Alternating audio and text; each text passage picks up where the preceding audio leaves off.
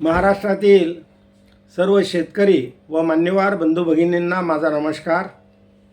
Doctor Ramchandra Sable official YouTube चॅनलमध्ये मी आपणा सर्वांचं स्वागत करतो. सुरुवातीला आपण हवामान व पावसाच्या अंदाजाबद्दलची माहिती घेऊया. आज बुधवार दिनांक 12 ऑगस्ट ते शनिवार दिनांक 15 ऑगस्ट या 4 दिवसात कोकण, मध्य महाराष्ट्र व मराठवाड्यावर 1006 हेक्टोपास्कल इतका हवेचा दाब राहील, तर विदर्भावर 1004 हेक्टोपास्कल इतका कमी हवेचा दाब राहील. त्यामुळे मध्य महाराष्ट्र आणि मराठवाड्यात हलक्या पावसाची शक्यता राहील, तर कोकणात आणि विदर्भात विस्तृत स्वरूपात पावसाची शक्यता आहे. आता आपण जिल्हावार पावसाच्या अंदाजाची माहिती घेऊयात. कोकणात प्रतिदिनी सिंधुदुर्ग जिल्ह्यात 15 ते 26 मिलीमीटर, रत्नागिरी जिल्ह्यात 20 ते 29 मिलीमीटर, रायगड जिल्ह्यात 15 ते 27 मिलीमीटर, ठाणे जिल्ह्यात 13 ते 24 मिलीमीटर आणि पालघर जिल्ह्यात 9 ते 16 मिलीमीटर प्रतिदिनी या 4 दिवसात पावसाची शक्यता आहे. उत्तर महाराष्ट्रात प्रतिदिनी नाशिक जिल्ह्यात 3 ते 9 मिलीमीटर, धुळे जिल्ह्यात 2 ते 7 मिलीमीटर, नंदुरबार जिल्ह्यात 3 ते 15 मिलीमीटर व जळगाव जिल्ह्यात 2 ते 8 मिलीमीटर प्रतिदिनी या 4 दिवसात पावसाची शक्यता आहे.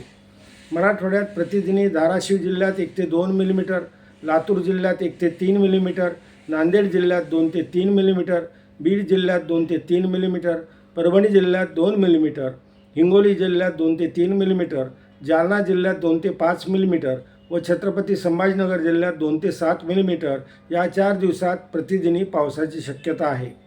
पश्चिम विदर्भात प्रतिदिनी बुलढाणा जिल्ह्यात 2 ते 8 मिलीमीटर, अकोला जिल्ह्यात 2 ते 6 मिलीमीटर, वाशिम जिल्ह्यात 2 ते 7 मिलीमीटर आणि अमरावती जिल्ह्यात 2 ते 10 मिलीमीटर या 4 दिवसात प्रतिदिनी पावसाची शक्यता आहे.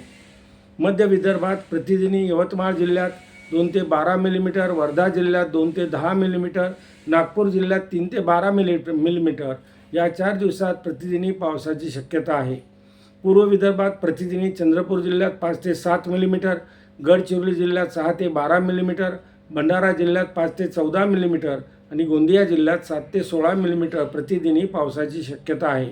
दक्षिण पश्चिम महाराष्ट्रात प्रतिदिनी कोल्हापूर जिल्ह्यात 6 ते 11 मिलीमीटर, सांगली जिल्ह्यात 3 ते 14 मिलीमीटर, सातारा जिल्ह्यात 5 ते 6 मिलीमीटर, सोलापूर जिल्ह्यात 2 मिलीमीटर प्रतिदिनी पावसाची शक्यता असून पुणे जिल्ह्यात 3 ते 5 मिलीमीटर आणि अहिल्यानगर जिल्ह्यात 2 ते 4 मिलीमीटर प्रतिदिनी पावसाची शक्यता या 4 दिवसात आहे. आता आपण या बाबतीतला कृषी सल्ल्याबद्दल माहिती घेऊया. पावसात उघडीप असताना फळबाग, फुलशेती, भाजीपाला व कपाशी, ऊस, हळद, आलं, ज्वारी, बाजरी, सोयाबीन, मूग, उडीद, मटकी, चवळी, तूर या पिकातील तण नियंत्रण करावं. पाण्याची सोय असल्यास व पिकांना पाण्याचा ताण दिसून आल्यास हलकेसे पाणी द्यावे. शेतात पाणी साचलेले असल्यास त्याचा निचरा करावा. आता शेतकऱ्यांच्या प्रश्नांची उत्तरं आपण थोडक्यात घेऊयात. आता मानमध्ये मान्सूनचा मोठा पाऊस झाला नाही असं कळवलं आहे, पण तो साधारणपणे परतीचा मान्सून आणि ऑगस्ट सप्टेंबरमध्ये 7-8 पाऊस होतात, त्याच्यात तो पाऊस होऊन जाईल. यावल नाशिकला पाऊस कमी आहे, तेही आता सांगितल्याप्रमाणेच ऑगस्ट सप्टेंबरमध्ये काही जे पाऊस होतील त्याच्यात तिथेही पाऊस होईल.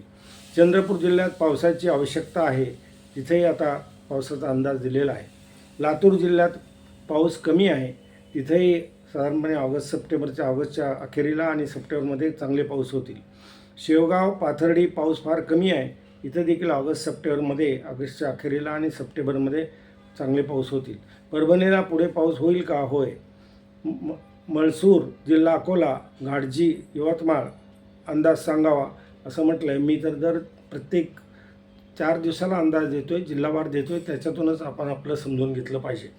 वर्धा तालुक्यात पाऊस कधी येणार? वर्धा तालुक्याचा अंदाज आत्ताच दिलेला आहे. यावर्षी झडी लागणार नाही का?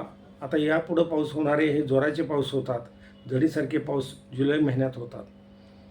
आता या सर्व बाबतीत काही शेतकऱ्यांनी प्रतिक्रिया पण दिलेल्या आहेत. त्याच्यात प्रतिक्रियेमध्ये श्री इंगोले, श्री संदीप खोसे यांनी कळवलं आहे की माझे अंदाज मराठवाड्यात योग्य ठरत आहेत, तसेच माझे अंदाज खरे ठरत आहेत. मी योग्य व अभ्यासपूर्ण विश्लेषण करत आहे असं आबा निंबाळकर यांनी कळवलं आहे. श्री शेळके उत्तरेश्वर कळवतात की माझ्या अंदाजावर त्यांचा विश्वास आहे व मला खूप अनुभव आहे. देविदास सोनुडने कळवतात की मला शेतकऱ्यांची तळमळ आहे. श्री अवधूत गोरडे कळवतात की माझ्या अचूक अंदाजानं त्या 100% फायदा झाला आहे. लक्ष्मण लहाने यांनी मी छान माहिती देत आहे असं मला कळवलं आहे.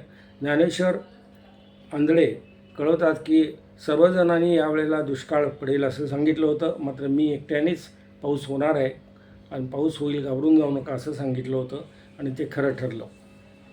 आता याशिवाय काही शेतकऱ्यांनी मला धन्यवाद दिलेत. त्यामध्ये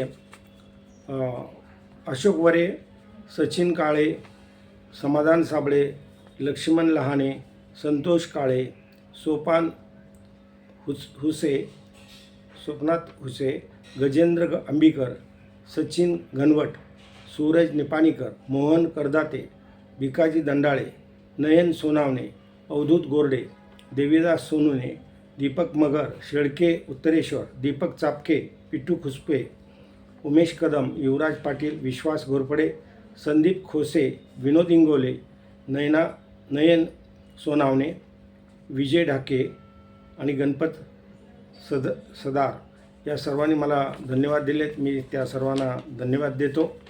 आणि शेवटी काही मला उपमा देणाऱ्यामध्ये देवमाणसाची उपमा दिली ती श्री गजेंद्र अंबिकर, श्री अंकुश गावंडे त्यांनाही धन्यवाद देतो.